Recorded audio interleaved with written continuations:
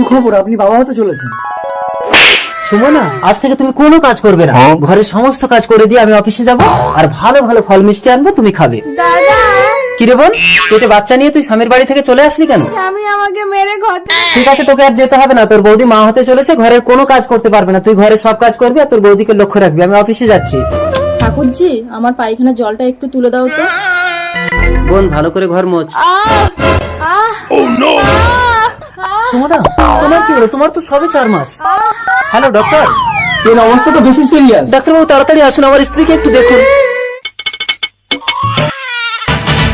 দাদা, আমার ছেলে হয়েছে। সরি, আপনার স্ত্রীর গর্ভপাত হয়ে গেছে, আর জ্ঞান ফিরে যদি বাচ্চা না পায় তাহলে কিন্তু কোমায় চলে যেতে পারে। দাদা, বোন, তোর বাচ্চাটা দিবি। বোন, তোর পায়ে পড়ছি, তুই আমার বউকে বাঁচা। আমার এই তো বাচ্চা। তোমার বাচ্চা সুমনা। তোমার বোনের কি হলো গো? আমার বোনের বাচ্চাটা মারা গেছে সুমনা। ওই ডাইনি যেন আমার ছেলের গায়ে একদম হাত না দেয় বলে দিচ্ছি।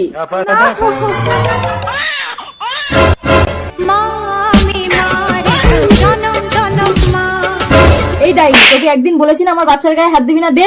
আসলে বাচ্চাটা ওর সুমনা, তাই ও প্রতিদিন লুকিয়ে লুকিয়ে বাচ্চাকে দুধ খাওয়ায়।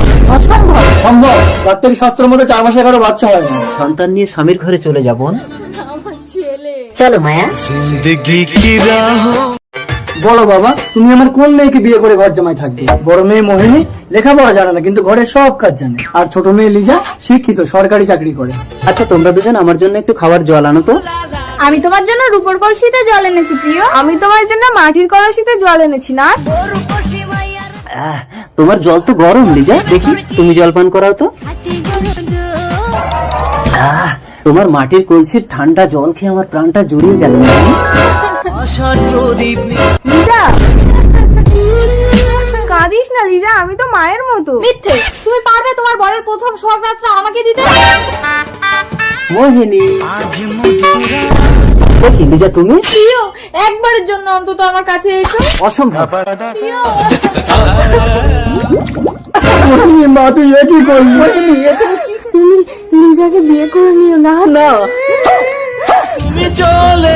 এবার তুমি আমাকে বিয়ে করো প্রিয়। কখনো না। তুমি যদি মোহিনীর সমাধিতে গাছের শুকনো ডাল পুঁতে তাতে ফুল ফোটাতে পারো, তবেই আমি তোমাকে বিয়ে করবো লিজা। দিদির সমাধিতে শুকনো ডালে নকল ফুল লাগিয়ে প্রিয়কে দেখি এবার আমি বিয়ে করবো। যাই দেখবে, চলো প্রিয়, দিদির সমাধিতে শুকনো ডালে আমি ফুল ফুটিয়েছি। এবার কিন্তু আমাকে বিয়ে করতে হবে।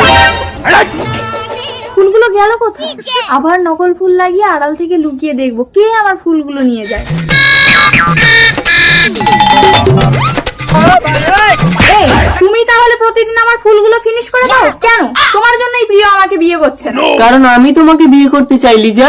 স্বপ্নে সেই দেশে পক্ষীরা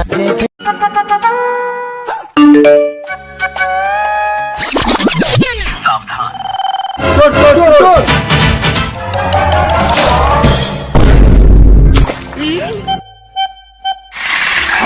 এই, তুই আমার মোবাইল চুরি করে আনলি কেন রে? ওই কি মোবাইল? মোবাইলটা বের করে নইলে কিন্তু আমি গায়ে হাত দিয়ে চেক করবো। আমার গায়ে হাত দেবেন না, আমি কিন্তু নিজেকে শেষ করে দেবো বলে দিচ্ছি। দাদা, এইটা কি আপনার মোবাইল? হ্যাঁ হ্যাঁ, এটাই। মেয়েটি মোবাইলটা চুরি করে জলে ফেলে নষ্ট করে দিল। কিন্তু স্যার, আমি মোবাইলটা চুরি করিনি, রাস্তায় কুড়িয়ে পেয়েছিলাম। এই, তুই আমার মোবাইল দে, নইলে আমার বউকে মেরে ঘর থেকে তাড়িয়ে দিয়েছি, তুই আমার ঘর করবি। দাঁড়ান, ওকে ছেড়ে দিন, আপনার মোবাইলের দাম আমি দিয়ে দেবো। স্যার, আপনি আমাকে বাঁচালেন।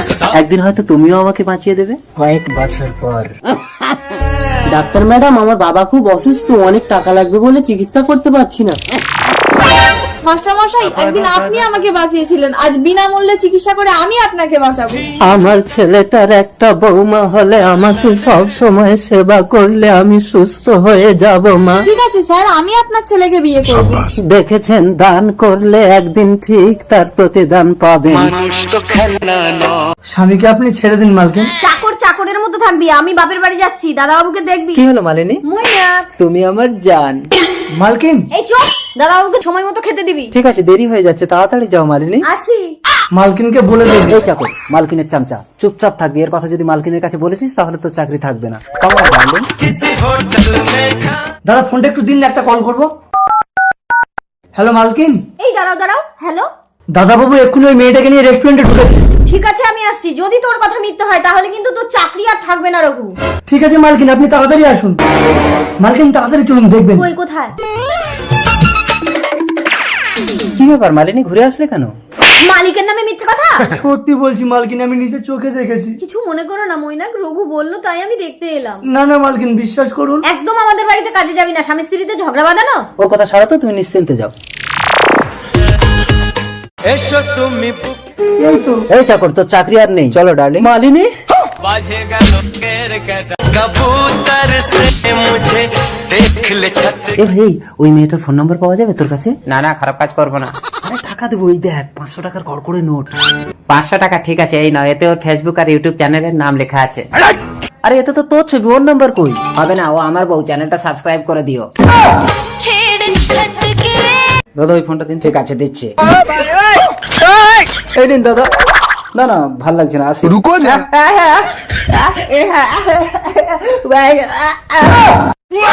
হ্যাঁ ভাই, এই। আরে এক পকেট দিয়ে ঢুকে আর এক পকেট দিয়ে বার করলো, দারুণ জাদু।